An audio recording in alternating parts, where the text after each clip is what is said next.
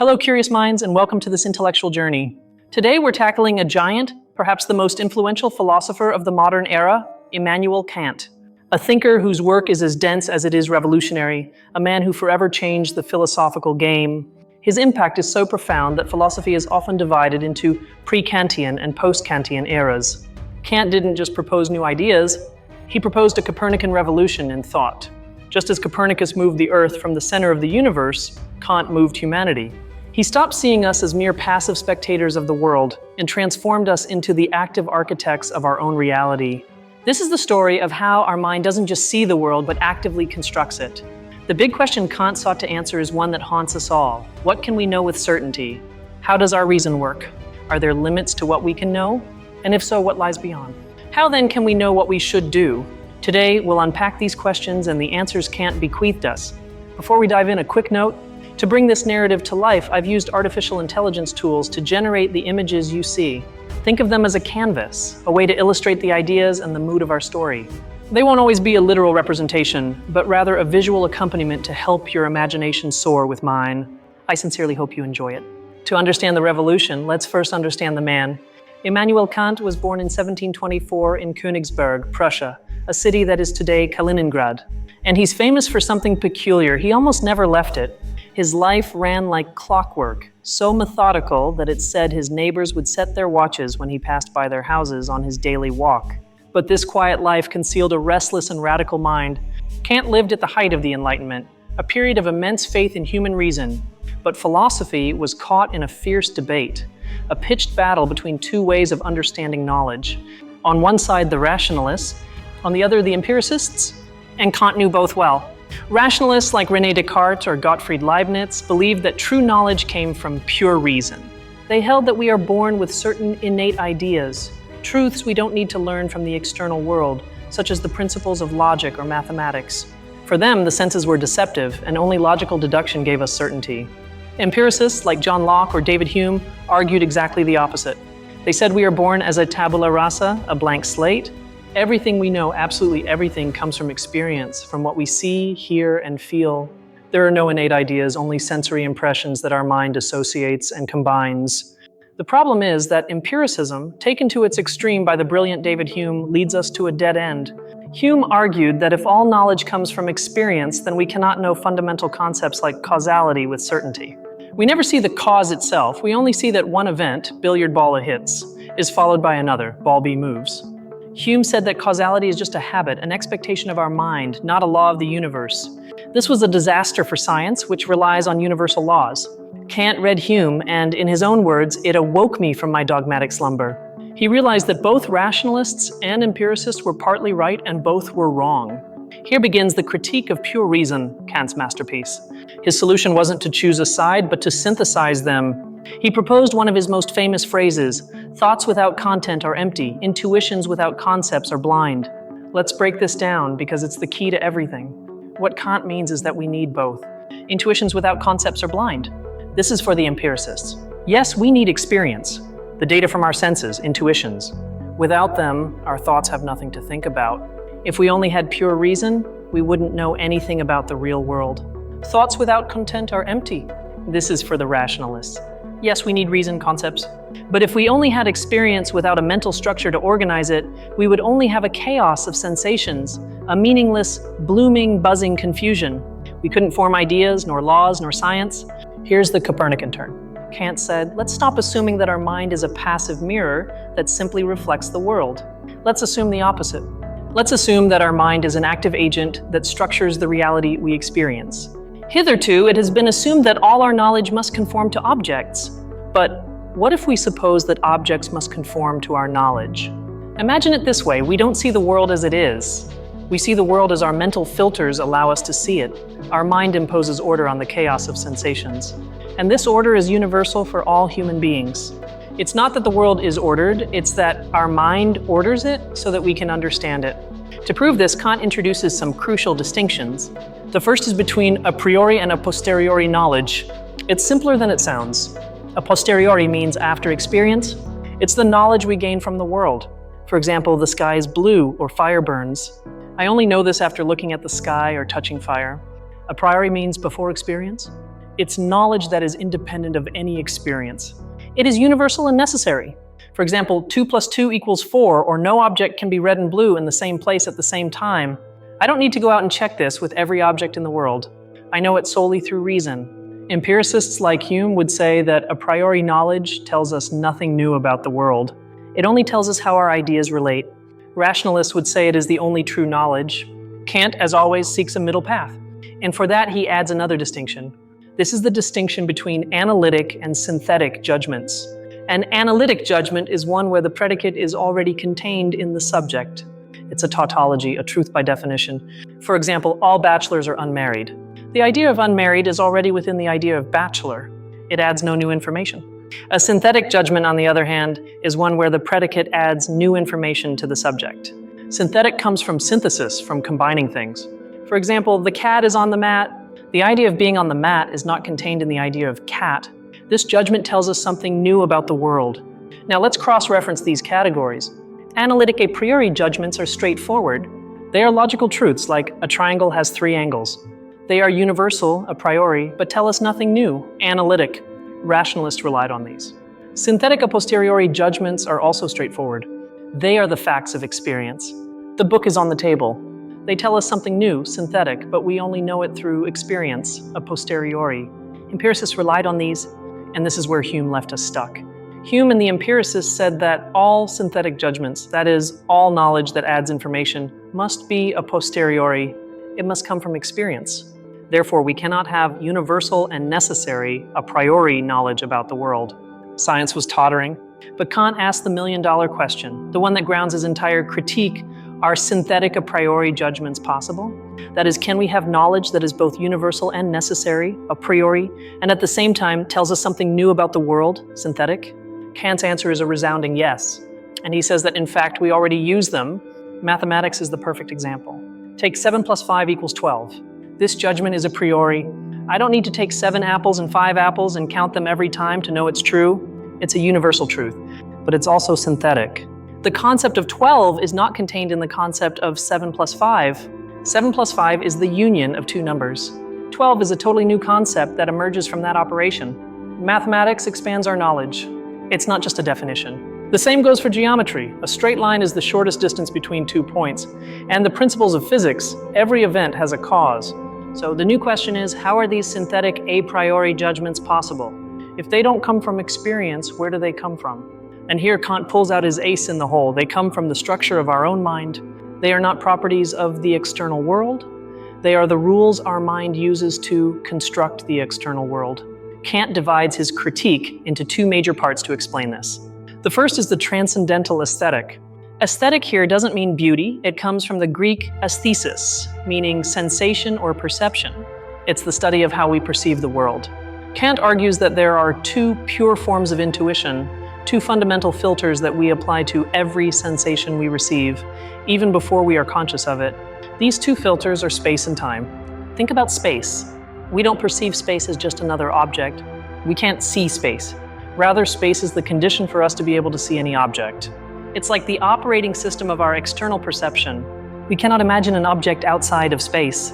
It's an a priori intuition that our mind imposes. That's why geometry is synthetic a priori. The axioms of geometry are not about the real world. They are about the properties of space, which is a structure of our mind. Since our mind constructs experience in 3D, the laws of geometry, which are the laws of that mental space, apply universally to all our experience. The second filter is time. Time is the form of inner intuition. Just as we cannot perceive external objects without space, we cannot perceive our own thoughts or feelings without time. Everything we experience internally or externally, we experience in a sequence, in a before and after. Time is the a priori condition for arithmetic. The idea of number is based on succession, on adding one and then another in time.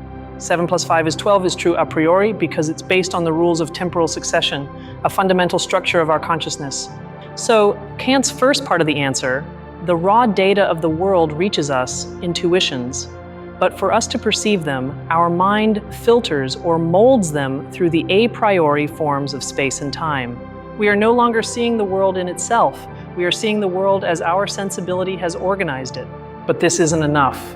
Seeing objects in space and time is not the same as understanding them.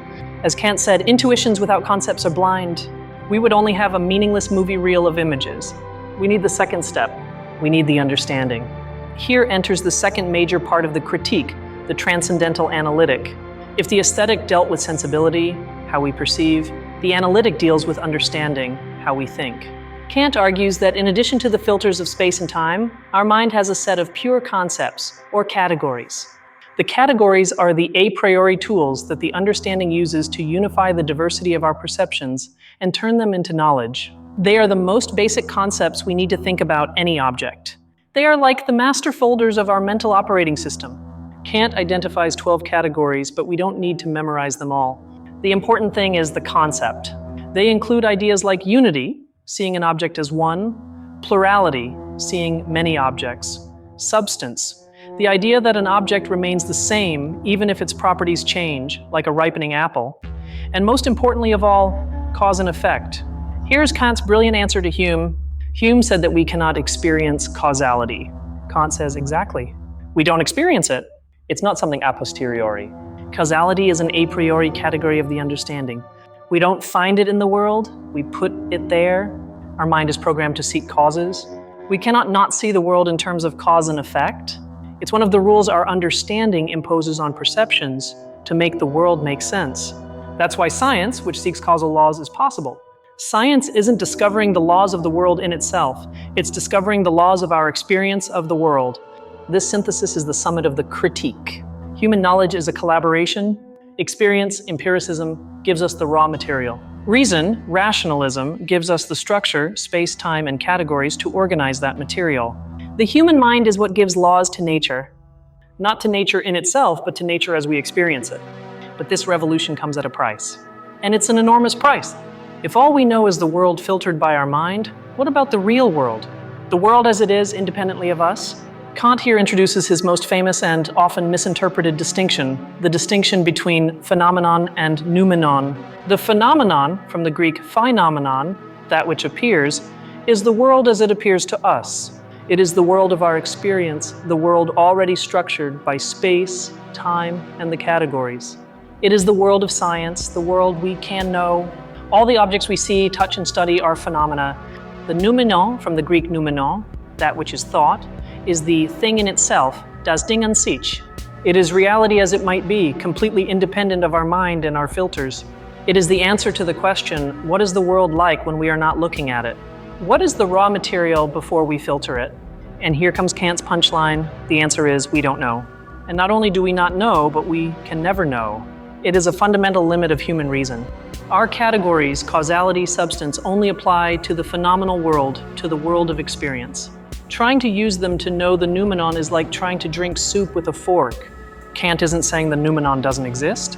On the contrary, it must exist. There must be something out there that sends us the raw data that our mind processes, but we cannot have knowledge of it. We can only think of it as a limiting concept. It's the frontier of our map. This has gigantic implications. What about the big questions of traditional metaphysics? What about God, the soul, and freedom? These are not things we can experience in space and time. They are noumenal concepts. They are beyond the phenomenal world. Kant concludes that pure reason, theoretical reason, cannot prove or refute the existence of God, the immortality of the soul, or free will. When reason tries to do so, it gets tangled in contradictions, what he calls the antinomies. It falls into an infinite loop because it's applying its tools, the categories, where they don't belong. This might sound depressing. Did Kant destroy metaphysics? Did he destroy religion? No. Kant would say that he had to limit knowledge to make room for faith. By demonstrating that scientific reason cannot have an opinion on these things, he protects them. Science cannot refute God, just as it cannot prove him. Kant closes the front door of metaphysics, knowing what God is, but opens a back door. And that back door isn't pure reason, what we know, but practical reason, what we do. Kant's philosophy doesn't end here. It's just beginning. After the critique of pure reason, what can I know? Kant writes the critique of practical reason. What should I do? Having established the limits of knowledge, he now seeks an equally solid and universal foundation for morality. Kant seeks a moral law that doesn't depend on religion, culture, or our personal feelings. He seeks a moral law that is, like the categories, a priori, a law that reason can discover for itself, valid for every rational being, everywhere and at all times. He rejects previous ethics. Utilitarianism, seeking the greatest happiness for the greatest number, doesn't work for him because the consequences are unpredictable and happiness is a vague term.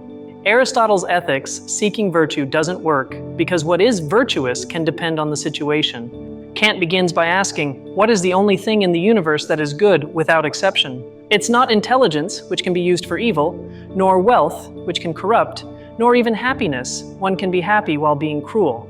There is only one thing, the good will. The good will is the intention to act out of respect for duty, and solely for that reason. You don't act well to earn heaven or to avoid a fine or to feel good about yourself.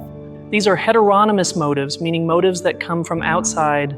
You act well because it's the right thing to do, period. That is moral autonomy. A shopkeeper who gives a child the correct change to avoid a bad reputation acts in accordance with duty, but not from duty. His action is legal, but not moral. The shopkeeper who gives the correct change because cheating is wrong, even if no one sees him and he gains nothing from it, that person does act from duty. His will is good, but how do we know what our duty is? Kant gives us the tool. It's not a list of rules. It's a test, a filter, which he calls the categorical imperative. Categorical means it applies always without exception. Imperative means it's a command of reason.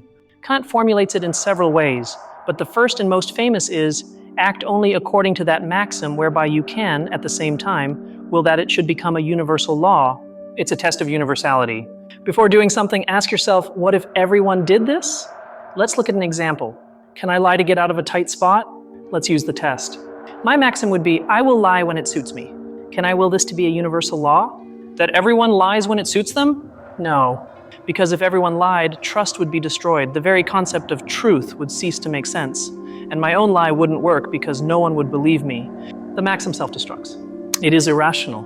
Therefore, lying is morally wrong, not because it hurts, sometimes a white lie helps, but because it is logically inconsistent to will it to be a universal law.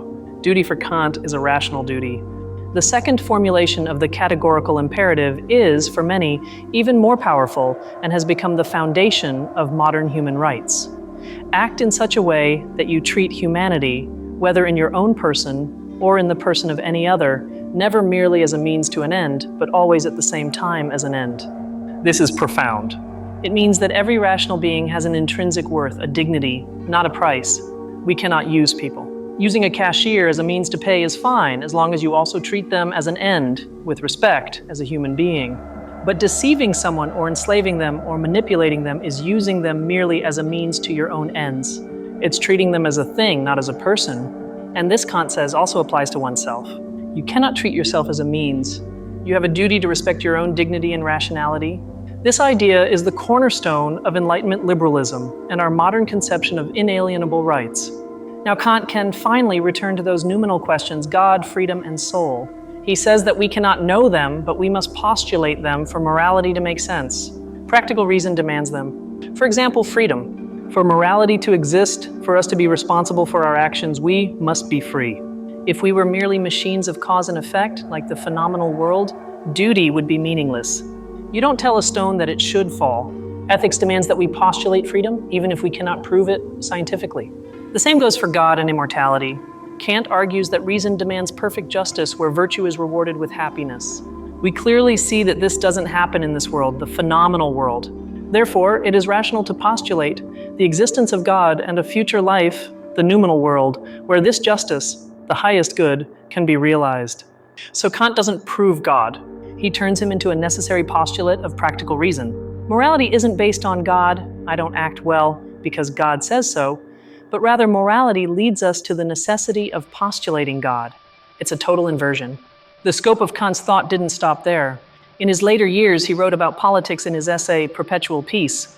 In it, he applies his rational ideas to international relations, becoming one of the fathers of international liberalism. He argued that lasting peace is only possible among Republican states, what we today call liberal democracies, where citizens who suffer the war have the power to decide. He proposed a federation of free nations that would resolve their disputes through law, not war. He is the intellectual precursor to the League of Nations and the United Nations. And then there's his third great critique, the critique of judgment. Here Kant explores aesthetics, the judgment of taste. He asks, why do we find things beautiful? Is beauty objective? Is it in the thing, or subjective? Is it in the eye of the beholder? As always, Kant synthesizes. The judgment of the beautiful is subjective. It's a feeling, not a concept, but at the same time, we expect it to be universal. When we say this is beautiful, we don't just say I like it, but we expect others should also find it beautiful.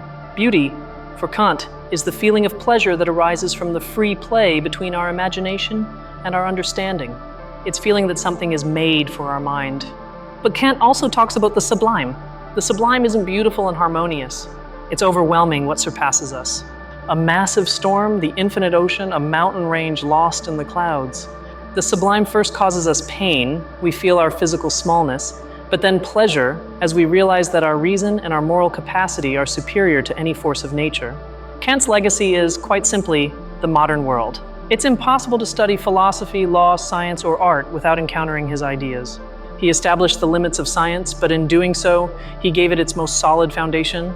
He saved knowledge from Hume's skepticism. He grounded ethics in human dignity and reason, creating the basis for universal human rights. His idea of the mind as an active constructor of reality opened the door to all German idealism, Hegel, Fichte, and later to phenomenology and existentialism. Even modern cognitive science, which studies the innate structures of the brain, is profoundly Kantian. Kant is difficult, yes. Reading the Critique is like climbing a mountain, but what we find at the summit is a transformative vision of ourselves. Kant gave us the user manual for human reason. He taught us that we are not passive spectators. We are the legislators of our own universe. Our mind isn't a mirror, it's a lamp. It doesn't reflect the world, it illuminates and shapes it. He taught us that morality is not an external command, but the voice of our own reason. He gave us the dignity of being ends in ourselves. He challenged us to sapere aude, dare to know, to use our own reason without the guidance of others. That is the motto of the Enlightenment and the heart of his philosophy. Kant's Copernican revolution continues to resonate. It forces us to be humble about what we can know of the real world, but at the same time, it makes us responsible for the world we do know, the world we build every day with our perceptions and our concepts. So the next time you see the world, remember Kant. Remember that you're not just seeing, you're creating. You're applying space, time, and causality. You are, in a very real sense, the architect of your own reality. Kant's philosophy is a call to intellectual maturity, a call to take responsibility for our knowledge and our actions. It is a vast system of thought, but it is based on that simple and radical idea: the center of the universe isn't out there, it's right here in the structure of human reason. We've come a long way, from the watchmaker of Königsberg to the limits of knowledge and the heart of moral duty. We've seen how Kant rescued science from skepticism and morality from mere tradition. Understanding Kant isn't easy, and this journey is just an introduction. Each of his critiques deserves its own deep analysis. But I hope this general map has given you the tools to appreciate the magnitude of his project and the beauty of his intellectual architecture.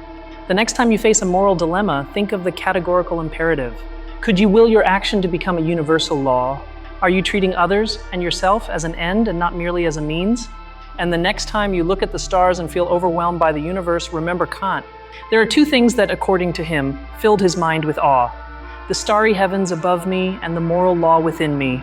Both the external universe and the internal universe of reason were for him sources of infinite awe. One shows us our physical smallness, the other shows us our moral greatness. And in that duality, in that synthesis, lies the essence of the human being.